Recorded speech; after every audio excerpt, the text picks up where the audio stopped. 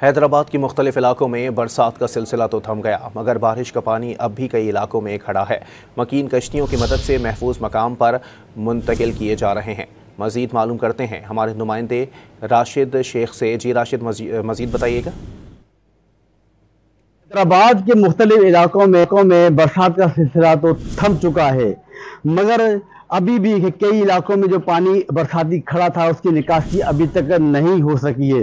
खासकर पे railway colony Hyderabad, station road और इसके समेत लतीफाबाद के मुख्तलिफ इलाके हैं, वहाँ पर जो है वो पानी अभी भी जो है वो खड़ा है, जिसकी निकासी के लिए जो है मकीन जो है वो शदीद परेशानी का शिकार हैं। जबकि लतीफाबाद नंबर 11 में जिनके मकीन जो है वो बरसाती पानी में फंस गए थे, जिसके सबब जो है रेस्क्यू टीम की जानिब से उन लोगों को, उन बारिश के पानी में फंसे लोगों को जो है 40 के करीब लोगों को निकाल के जो है महफूज मकाम पर मुंतकिल किया गया है। जबकि अभी भी कई लोग जो है अपने घरों में महसूर हैं, जो है वो जो है शदीद परेशानी का शिकार है। उनका यही कहना है कि हमारे इलाकों से जो है पानी की निकासी की जाए। जबकि लतीफाबाद की कॉलोनी, मेहर अली कॉलोनी में जो है वो कश्तियों में जो है लोग इस्तेमाल कर रहे हैं ताकि आम तौर पर उन इलाकों में बहाल हो सके।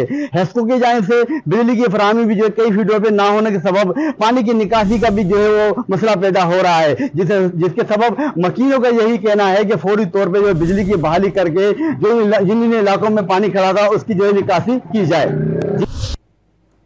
बहुत शुक्रिया राशिद।